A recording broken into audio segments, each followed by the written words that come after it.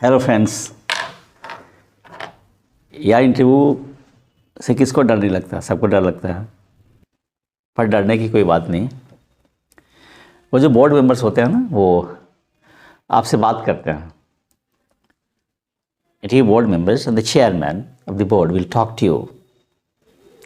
वो आपसे नॉलेज जानने के लिए नहीं बैठे होते हैं, वो ये जानना चाहते हैं वे कि whether you are suitable to the post defined for which you are appearing. जिस पोस्ट के लिए आप इंटरव्यू देने के लिए गए हो वह उसके अनुरूप आप हो कि नहीं हो, इसके लिए वे लोग बैठे हैं। आपके बेस्ट को निकालने के लिए they are willing to take out your best. आपके सर्वोत्तम को बाहर करेंगे, न कि आपकी कमी को। थोड़ा भी उनको लगेगा टॉक के दौरान कि you can take out your best, they will give you a smile too and clue too, दोनों करेंगे। अब आते हैं कि इंटरव्यू बोर्ड में जाने के पहले जो आप तैयारी करें। मैं जो बात बोलूँगा यू ऑल नो, आप सभी जानते हो। जस्ट एक प्रकार का ये रिवीजन ले लें और कैसे तैयारी करेंगे, किन किन बातों पर तैयारी करेंगे, what are the areas of the talk, वो मैं बताऊं।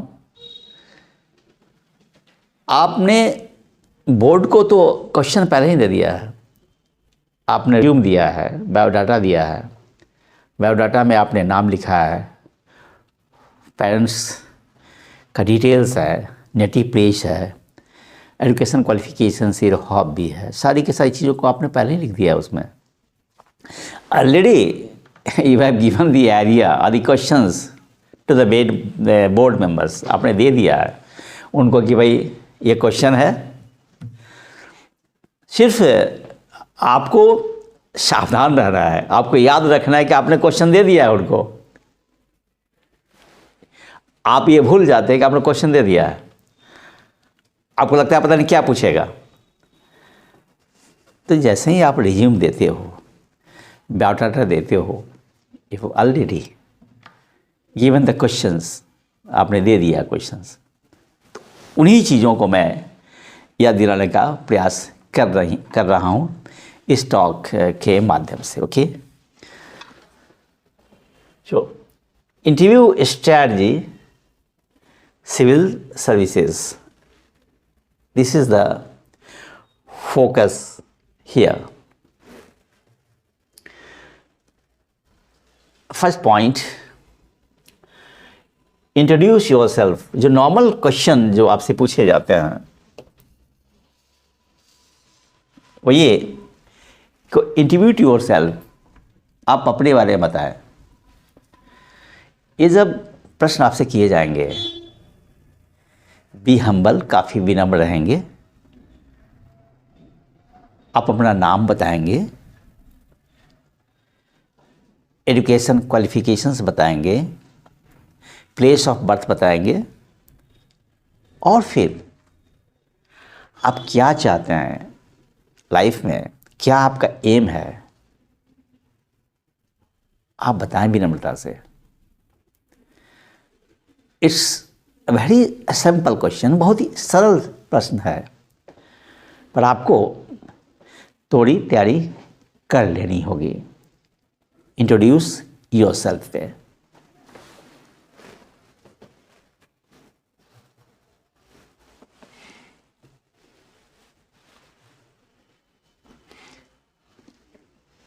नेक्स्ट आते हैं हम नेम पे, नाम पे। आपका नाम है, जैसे फॉर एग्जाम्पल किसी का नाम है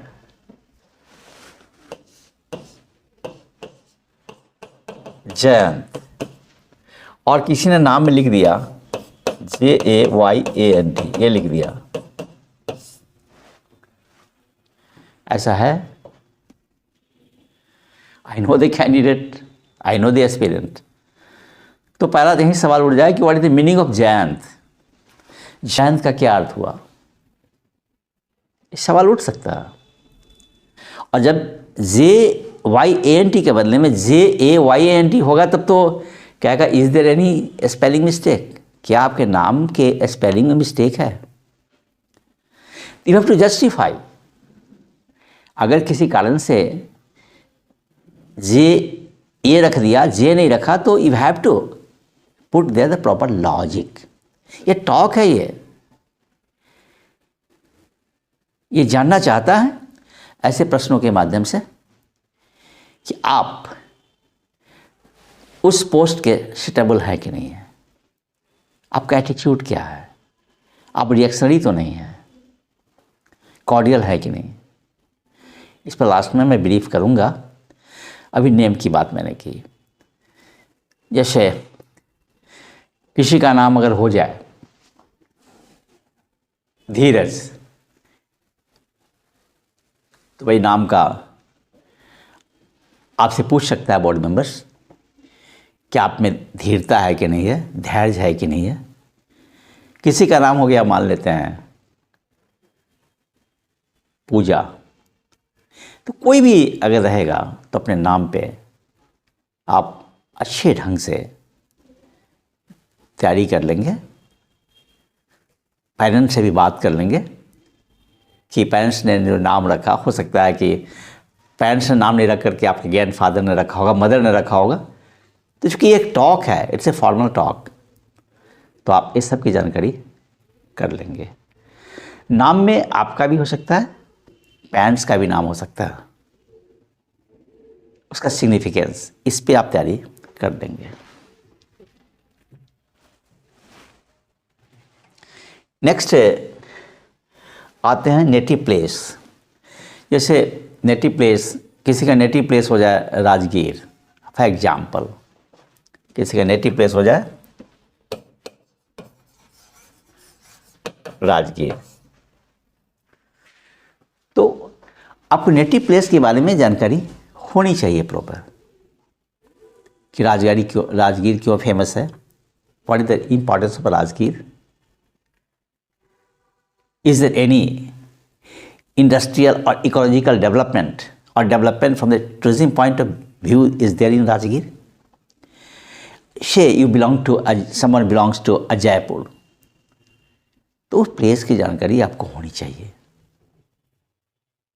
समवन में बिलोंग टू मुंबई, लखनऊ, कानपुर, तो आज के दिनों में, मतलब रिसेंट में भी, करेंट में भी, अगर कोई वहाँ डेवलपमेंट होता है, development of cardinal importance, you must know almost every aspect of the places from where you belongs. ऐसा भी होता है कि विगत 3 वर्षों में आपने कौन कौन सा स्थान पर आपने रहा है, तो भी मेंशन करना पड़ता है। सपोज करें कि यू बिलोंग्स टू भागलपुर, आपका घर भागलपुर है, and now you stayed in Delhi, Delhi में आपने रहा, चेन्नई में रहा, तो आपको उसके बारे में भी जानकारी आपको होनी चाहिए अच्छे ढंग से। इंडस्ट्री के बारे में, एग्रीकल्चर के बारे में, कल्चर के बारे में, सिविलाइजेशन के बारे में, ये जानकारी आप रख लेंगे, क्योंकि ये अवेयरनेस को जानना चाहता है कि whether you are aware to your name, parents name और the places are not, at best the places where you stayed, the place where you born, जहां पर आपका जन्म हुआ।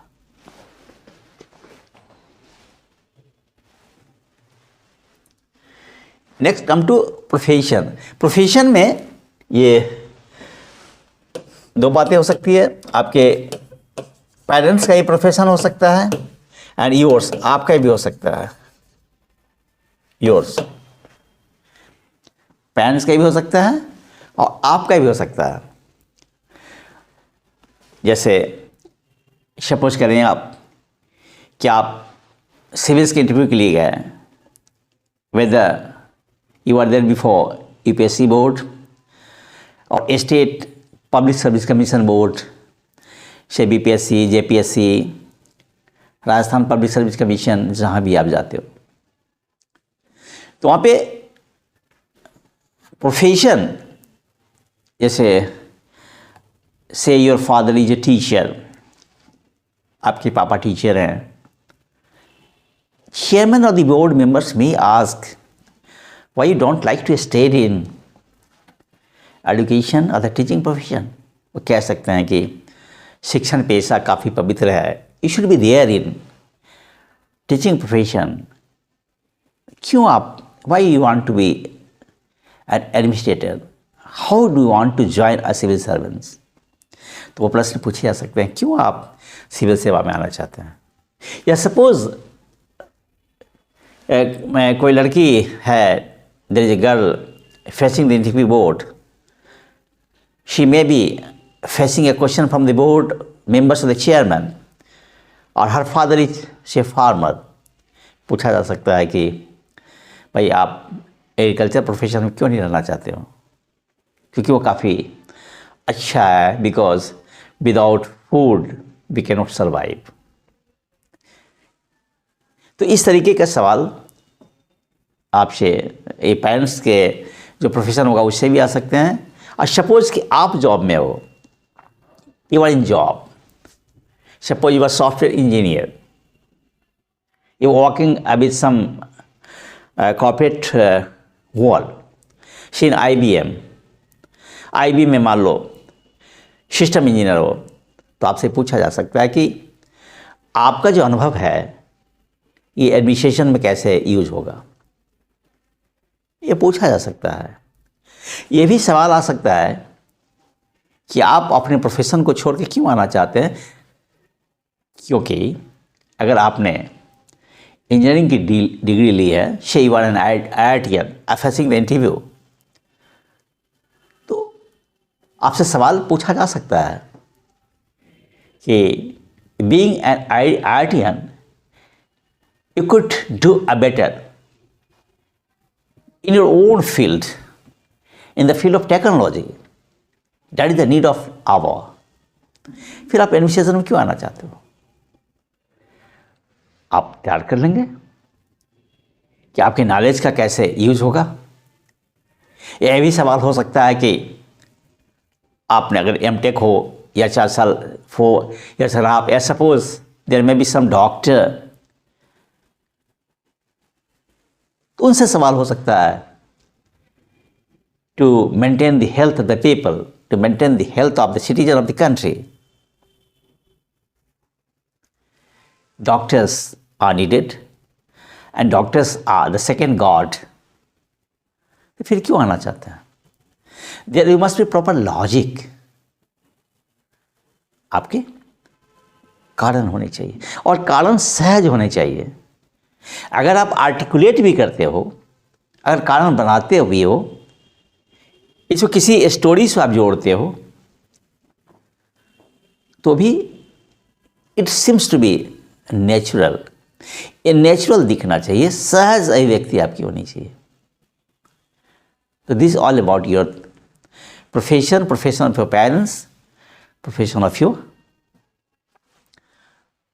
प्रोफेशन। फिर अगर सपोज कि यू आर मैरिड वन, क्योंकि मैरिटल स्टेटस लिखना होता है, if you are married one, वहाँ से सवाल उठ सकता है कि whether your spouse is walking somewhere और शी इज हाउस मेकर, वहाँ भी सवाल उठ सकता है। How you get cooperation from her, और how you manage this later phase of life. तो सारी चीज़ों को आप अच्छे ढंग से तैयार कर लेंगे। Next hobby. हॉबी से भी सवाल उठते हैं, जैसे हॉबी आपका हो गया, कुछ कुकिंग बोलते हैं, कुकिंग की हॉबी के रूप में बहुत सारे लेते हैं लोग कुकिंग। कुछ हॉबी में लेते हैं सोशल सर्विस, कुछ हॉबी में एस्ट्रोलॉजी भी रहता है, कुछ रहता है लिसनिंग टू म्यूजिक,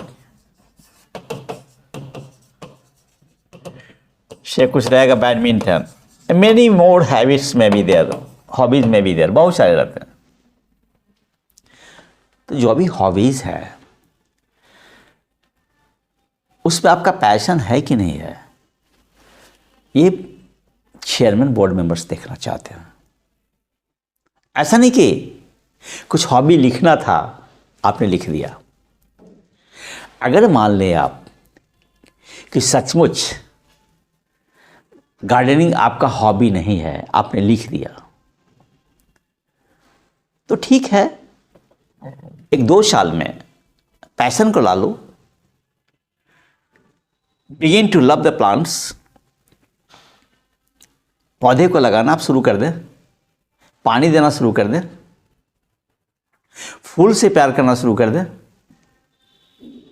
अब जैसे मान लिया आपने कह दिया कि लिसनिंग टू म्यूजिक, संगीत सुनना, तो संगीत सुनने में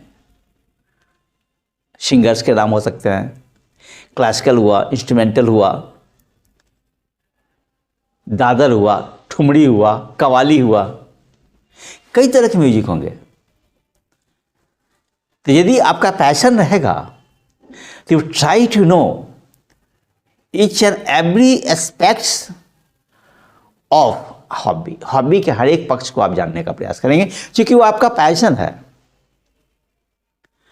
तो ये ध्यान देंगे। अदरवाइज अगर आपके पास पैशन नहीं है, आप उस काम को नहीं करते हो, जैसे कुकिंग है कि लिख दिया कुकिंग, तो भाई क्या बनाते हो, बोर्ड पूछ सकता है क्या बनाते हो, क्या बना सकते हो, आपने बताया।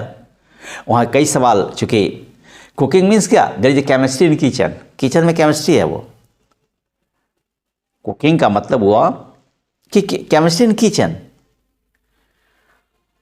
आप वेजिटेबल्स को धोना है, राइस को धोना है, फिर कितने देर तक एक को बॉयल करना है, तो ये सारी की सारी चीज़ों को आप देखेंगे, कितने सॉल्ट ऐड करने हैं, कितने शुगर ऐड करने हैं।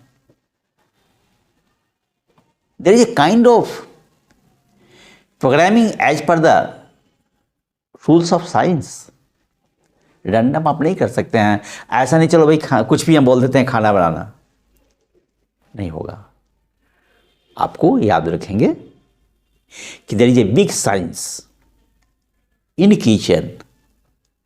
However, it seems it's simple because you find your mother or the sister to cook the meal. तो लगता है बहुत आसान है। No, it's not easy. There is a science, a big science behind the proper cooking. तो सारे के सारे जो भी आप लिखेंगे हॉबी, इस पर बहुत अच्छे ढंग से आप तैयारी कर लें, सो डैट कि you should be very comfortable before the board members और the chairman when they shower questions on you.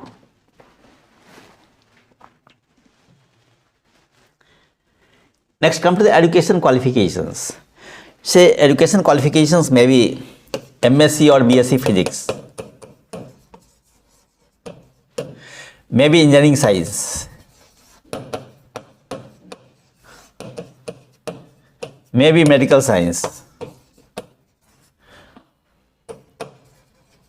maybe art stream, कुछ भी हो, many more streams may be there। तो ऑप्शनल होता है मेंस में, तो आपका क्या होगा कि यदि आपने चेंज कर लिया, ग्रेजुएशन के सब्जेक्ट को नहीं रखा आपने ऑप्शनल में, तो वहाँ से भी सवाल आ सकता है कि आपने ग्रेजुएशन के सब्जेक्ट को क्यों नहीं रखा ऑप्शनल के रूप में।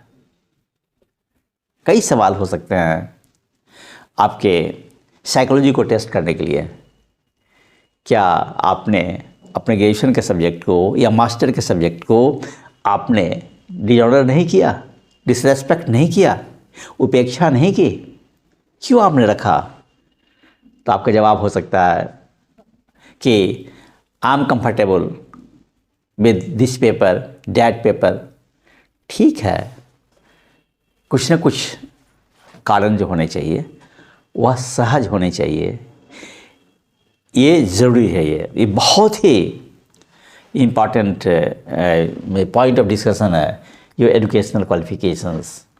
फिर यदि आप जस्टिफाई भी कर देते हो, suppose you are a man of physics and now you keep anthropology और the geology as the optional paper, आपने रख लिया, या हिस्ट्री आपने रख लिया, पब्लिक एडमिनिस्ट्रेशन रख लिया, पॉलिटिकल साइंस रख लिया, कुछ भी रख लिया आपने, and if you have done the graduation or the master degrees in physics or the engineering sciences, तो इस ऑप्शनल सब्जेक्ट का जो शिफ्ट आपने किया, चेंज किया, इसको आपने जस्टिफाई किया वेल, तब सवाल उठता है कि आपने जो ग्रेजुएशन में या मास्टर में जो सब्जेक्ट रखा उसका क्या यूज होगा, what would be the use or the significance of the subjects if you have read, studied at the graduation or in the master level.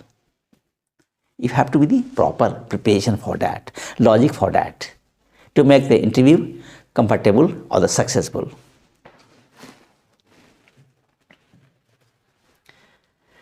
Your ideal personality. जैसे someone may ask,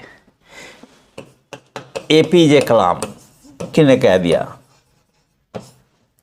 For example, Mahatma Gandhi, okay, Rabindranath Tagore, someone may tell Mother Teresa, कुछ भी हो सकता है। तो उनकी कौन सी बातें अच्छी लगती है, जो अपने जीवन में अच्छी लगती नहीं है?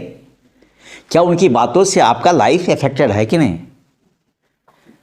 तो कुछ संदर्भ आपके होनी चाहिए। For example, say you are in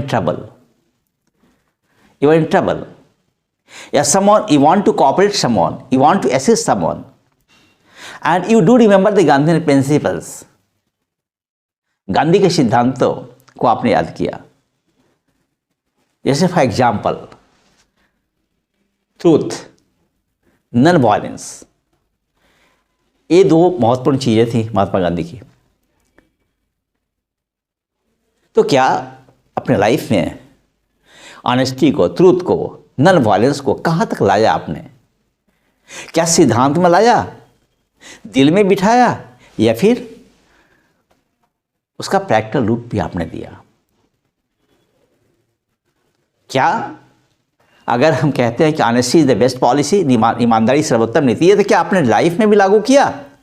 its for the sake of courts, to speak to someone, to preach to someone. तो इसकी भी आप तैयारी कर लेंगे कि जो भी आपका पर्सनालिटी आइडियल है, there may be Vivekananda who may be ideal to you, there must be proper logic, proper points of assertions that suit to you, and you apply their principles in day to day life. अगर कोई इल्यूस्ट्रेशन है, कोई instance है, तो काफ़ी अच्छा होगा।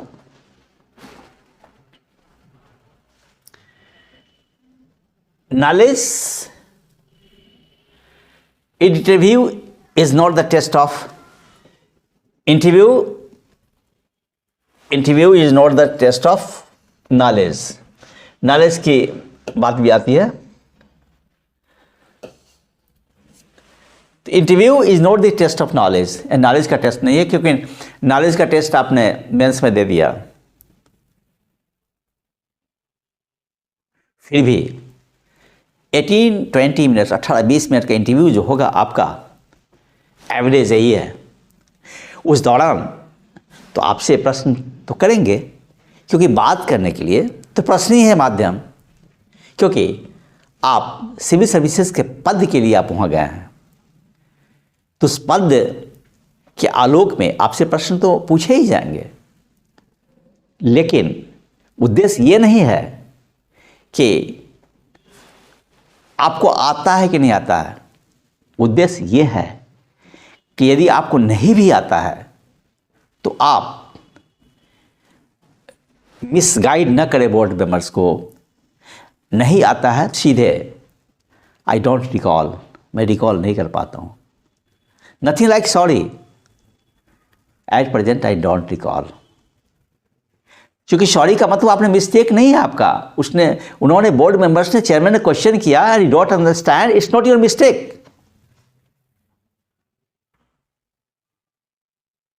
क्योंकि मिस्टेक के लिए सॉरी होता, सिंपली विनम्रता से, with humble words, sure I don't recall, ये मुझे याद नहीं आ रहा, सो डैट कि आपको ये फील हो कि जो प्रश्न पूछा गया वो मुझे नहीं आता है, पर at the same time you must admit कि मस्ट नो इट। आपने उत्तर नहीं दिया वेल, पर यू मस्ट एडमिट कि यू शुड आंसर। अगर एडमिट किया, और ये भी होना चाहिए कि हम आगे इसको जानेंगे, तो इसको आप देख लेंगे। जैसे नॉलेज में तो आप मेंस दिए होते ही हो, पीटी दिए होते ही हो, उसके बाद में जैसे मैगजीन्स है, योजना है, कुरुक्षेत्र है, साइंस रिपोर्टर है, फिर आपके रेफरेंस बुक्स हैं, न्यूज़पेपर्स से आप द हिंदू है या इंडियन एक्सप्रेस है, उसको आप रेगुलरली पढ़ेंगे, उससे आप टच में रहेंगे। क्योंकि सिलेक्शन के बाद में अगर आईएएस होते हो तो पेपर में जो हालात होते हैं उन्हीं का सामना आपको करना पड़ेगा। कहीं खाई मिलेगा, कहीं गड्ढा मिलेगा, कहीं एक्सीडेंट होगा, कहीं जाड़े के दिनों में आदमी मर जाएगा। You are a civil servant, आप लोक सेवक बनेंगे। You are not the master there, that's why you have to meet day-to-day life of the people of your jurisdiction, and you have to resolve their cases or issues as far as possible in the framework of government provisions.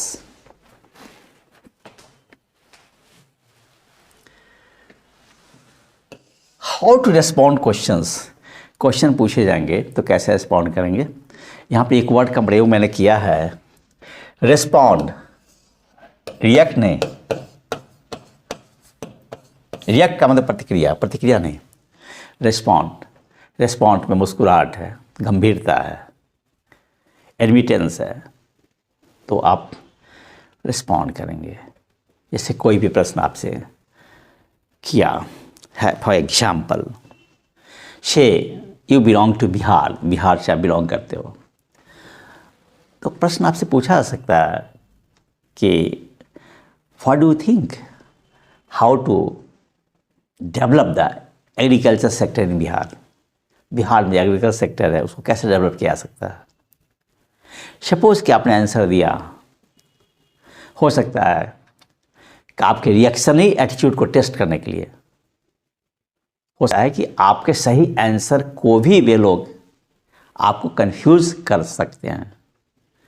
तो आपको confuse नहीं होना है। Every time you have to respond, it be the very grave, all grave and smiling with humility, विनम्रता के साथ।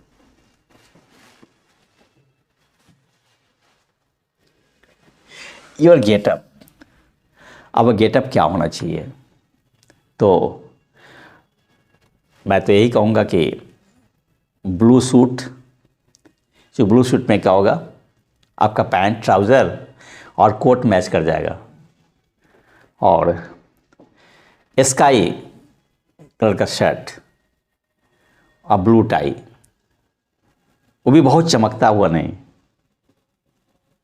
न चमकता हुआ न sad. It should appear that you know the dressing sense in the light of the interview board। जो dress का भी असर पड़ता है। कोई लाल रंग का शर्ट पहन के चला गया, या आप सपोज करो कि सीनियर स्टार्स हैं जो पहनते हैं, हमारे एक्ट्रेस पहनते हैं, उसके चॉइस में कोई चला गया, ऐसा कोई जाता नहीं है, जस्ट मैं बता रहा हूँ, I want to make you comfortable. तो वो अच्छा नहीं बल्कि बिल्कुल ही और सिविल सर्विसेज के इंटरव्यू के कोड ड्रेस कोड के खिलाफ है। इसलिए my suggestion for you to have the suit, blue suit and blue tie and sky blue shirt, that is the best dress.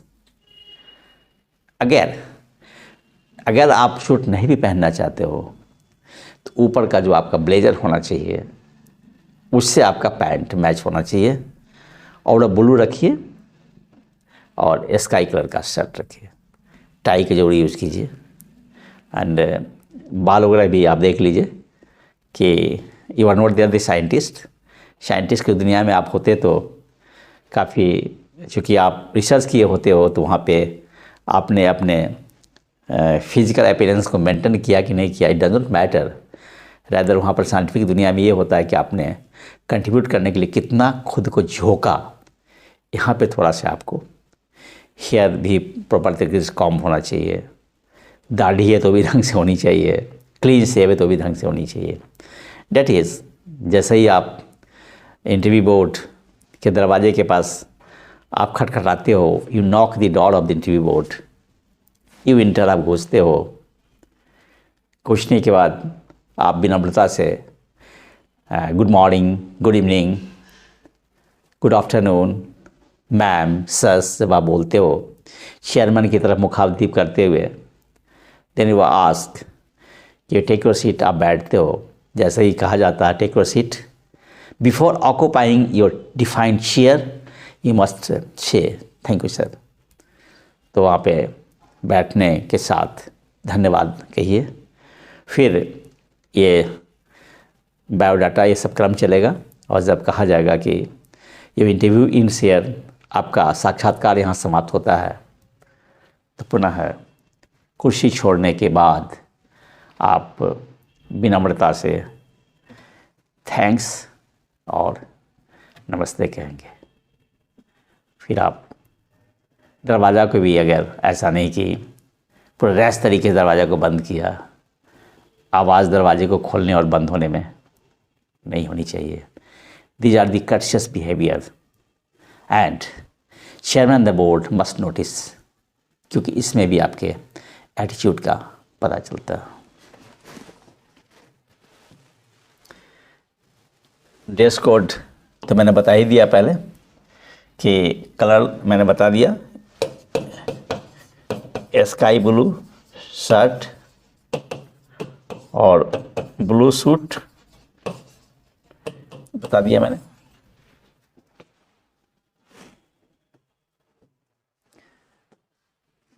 B कर्शियस and humble, ये तो पूरे interview के दौरान आपको रहना है, और खासकर विशेषकर जब आप घुसेंगे और निकलेंगे।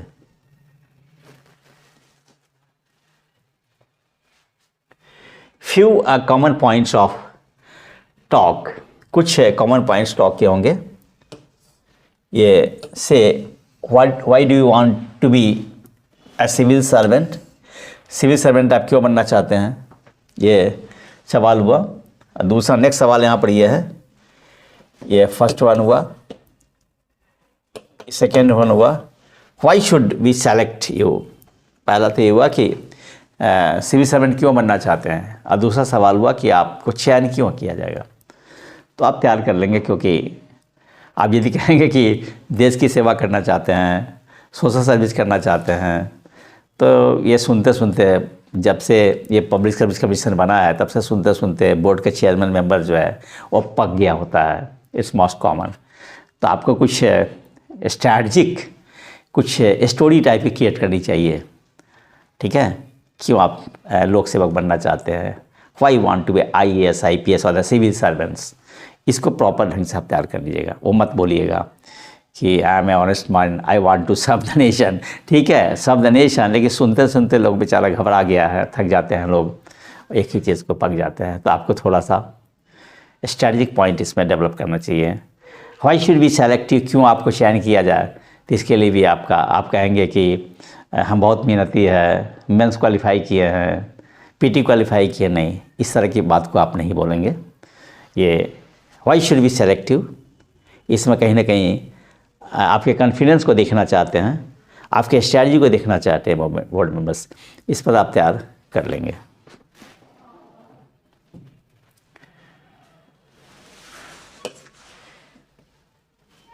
If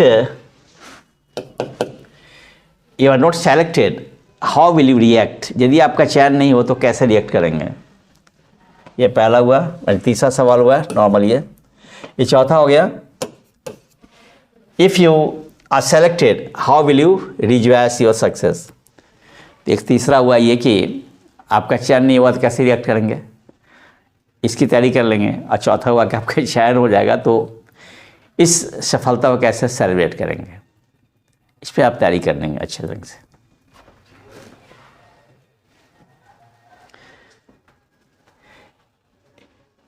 If it not the waste of time and economy in case you change your stream, एक पार्ट ये हुआ।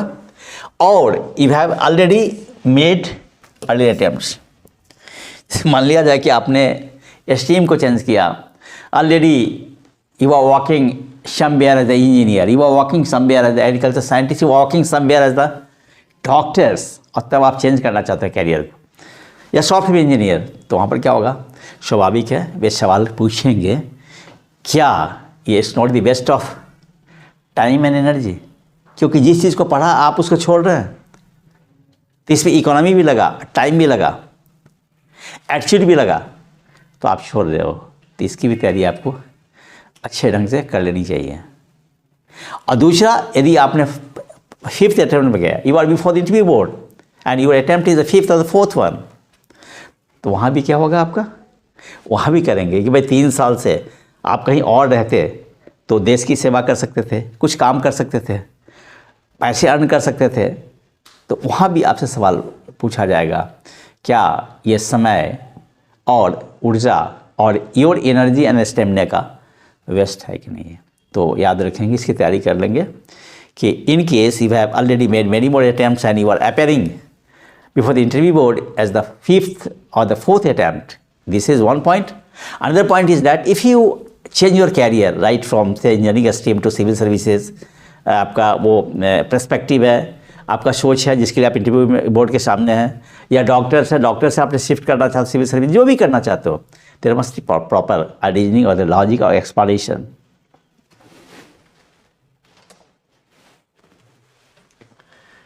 Our interview ends now, यहाँ पर वाई छूट गया, your interview ends now, you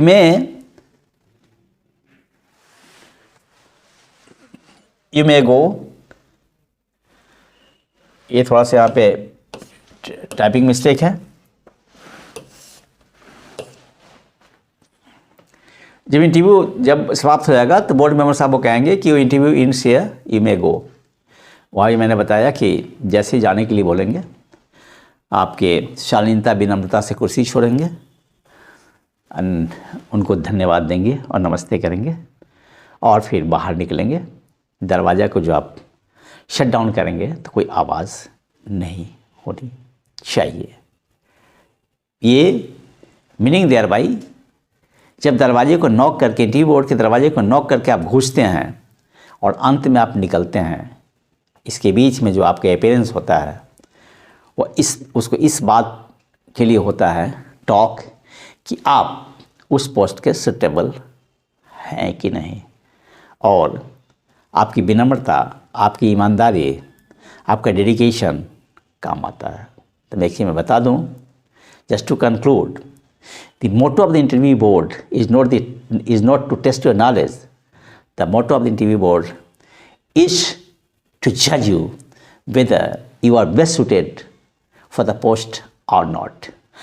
Next, whether you should have some positive personalities, say commitment, honesty, integrity, law abiding, sincerity, जितने भी जो आपके गुण है, जैसे आपकी एज ए DM पोस्टिंग हो गई और आपके सीनियर ऑफिसर्स हैं, you have to obey him or her as per the government provisions. जैसे अगर कोई कहता है आपको कि तुम IAS IPS हो जाते हो लेकिन तुम्हें नेता के अंदर काम करना पड़ता है. Suppose there is a question कि you are an IAS IPS or some bureaucrat. There you work under the minister. No, you are not working under the minister. You are working with them. आप नेता के मंत्री के साथ या मुख्यमंत्री या प्रधानमंत्री के साथ काम करते हो, उनके अंदर काम नहीं करते हो. ये एटीट्यूड है आपका. इस एटीट्यूड से आप तैयारी करें.